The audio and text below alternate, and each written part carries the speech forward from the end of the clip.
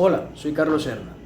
Teniendo en cuenta la práctica de prevención primaria con enfoque salud y seguridad en el trabajo, realizo este video con la intención de guiarte y darte a conocer todas las medidas antropométricas que debes conocer. Además de eso, a enseñarte a una buena toma de estas y para qué se utilizan. Espero que este video te sirva de ayuda. Bueno, la primera medida antropométrica que se toma es la altura.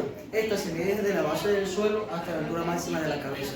Se utiliza un objeto recto para corroborar la altura. En este caso, nuestra paciente tiene 1,65 m. La siguiente medida es la alcance vertical. En esta se le pide al paciente que alce los brazos lo más que pueda y tenemos la medida desde el punto de su dedo hasta la base del suelo. En este caso tenemos 105 centímetros.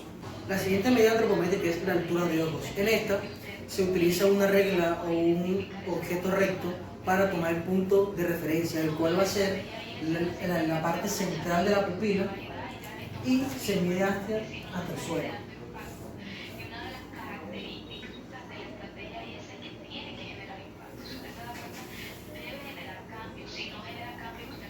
Aquí da 150 centímetros.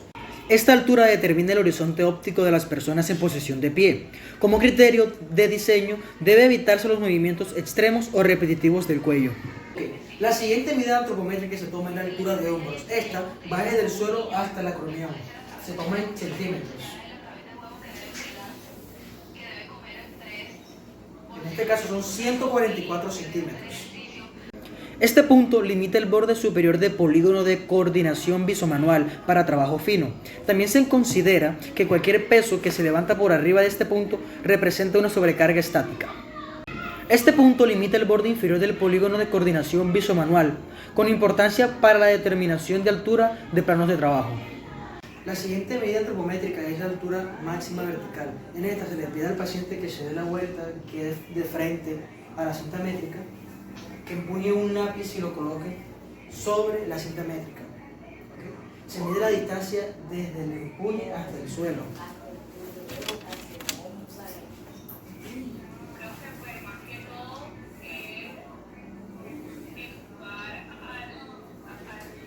En este caso serían 110 centímetros. Esta medida determina la altura máxima de estiba de objetos con pesos menores de 10 kilogramos en hombres, pero no debe utilizarse como referencia para la colocación de palancas o mandos de uso constante, cuyo empleo se haga en urgencias. La siguiente medida es la altura espinoilíaca. Esta se toma desde la espina ilíaca anterosuperior hasta el suelo.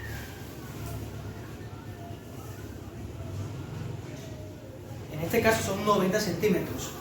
Se emplea para estimar la altura mínima de estantes, para herramientas, pasamanos y demás elementos de sujeción. La siguiente medida es la altura rodilla. Esta se toma desde la parte más superior de la rodilla hasta el suelo del lado horizontal. 52 centímetros. Esta distancia facilita la estimación de la altura de elementos como asientos, camas, entre otros. La siguiente medida antropométrica es la profundidad de abdomen. Esta se toma en relación a la línea del occipital, pasando por la mitad de los omóplatos y va hasta los glúteos.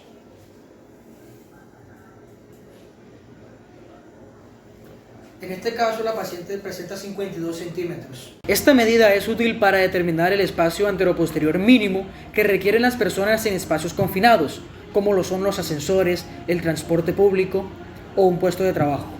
En la profundidad del pecho se toman las mismas medidas que la medida anterior, vale la redundancia, pero esta va hasta la parte más alejada del pecho.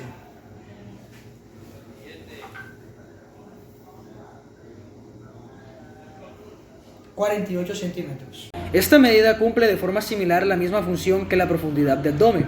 La siguiente medida es el alcance máximo con agarre. En esta el paciente se va a ubicar de manera vertical, va a hacer una flexión de hombros de 90 grados y va a cerrar la mano. Se va a tomar como eje de referencia la línea occipital y la mitad de ambas escápulas y se va a llevar hasta la punta del puño. En este caso son 86 centímetros. Esta medida determina la colocación más anterior de palancas o volantes que requieran el uso de fuerza del operador. La siguiente medida es el alcance máximo sin agarre. En esta va a ser igual que la medida anterior, solamente que el paciente va a estar en posición sedente y que esta vez hace una flexión de hombro y va a tener la mano totalmente extendida. Se toman en cuenta los mismos parámetros que la medida anterior.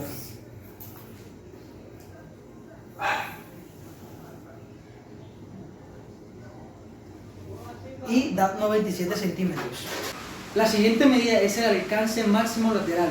En esta le vamos a pedir al paciente que levante el brazo, una abducción de 90 grados y que extienda los dedos. Se toma como punto de referencia los mismos de las medidas anteriores, que es la línea occipital y la mitad de ambas escápulas hasta la tercera falange. ...88 centímetros en este caso. Este punto cierra el polígono de coordinación visomanual y determina la posición más distante hacia el frente, a la que deben colocarse las perillas o botones. En esta medida, que es el agarre mínimo con agarre, se le pide al paciente en posición sedente que adose el brazo a su cuerpo y que haga un ángulo de 90 grados con el codo y que empuñe la mano. Se toma la medida desde el ángulo del codo hasta el puño, haciendo 40 centímetros. Determina la distancia mínima a la que se deben localizar controles o piezas que requieran de mayor precisión en la manipulación. De la misma manera se toma la siguiente medida, que es el alcance mínimo sin agarre. Lo único que cambia en esta es que la mano debe estar completamente en extensión. Y se mide hasta la punta de la tercera falange, dando como resultado 47 centímetros. Ayuda a determinar el rango de ubicación de piezas de precisión junto con el alcance. En esta medida, altura cabeza-asiento, se toma la parte máxima superior de la cabeza hasta el borde del asiento, dando como resultado 93 centímetros. Esta medida es indicativa de altura de techos o salientes situados por encima de un puesto de trabajo, que se realiza en posición sentado. La siguiente medida, que es la altura poplitea, se toma desde el hueco popliteo hasta el suelo.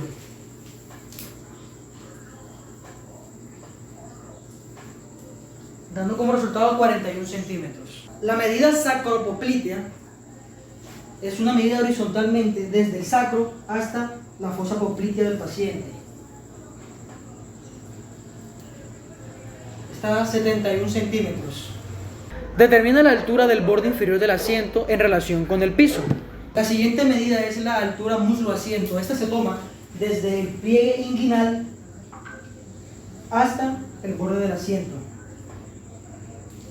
dando resultado 37 centímetros. Determina qué distancia debe quedar libre entre el plano del asiento y la superficie inferior del plano de trabajo cuando el sujeto trabaja sentado.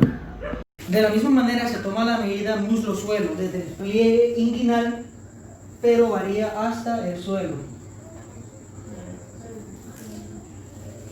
77 centímetros. Esta medida se denomina altura rodilla-suelo sentado. Esta se toma desde la parte superior de la rodilla hasta el suelo, dando como resultado 52 centímetros. Esta medida de altura codo-asiento se toma con el paciente en posición sedente en un plano vertical. Se le pide que adose el brazo y que haga una flexión de 90 grados. Esta se toma desde el borde del codo hasta la punta del asiento, dando como resultado 30 centímetros. Esta medida permite determinar el límite inferior del polígono de coordinación visomotora en posición sentada. En la altura ojos-asiento se toma como referencia un objeto recto y la mitad de la córnea hasta el borde del asiento, teniendo cuidado de no perder el punto de referencia, el cual es 80 centímetros.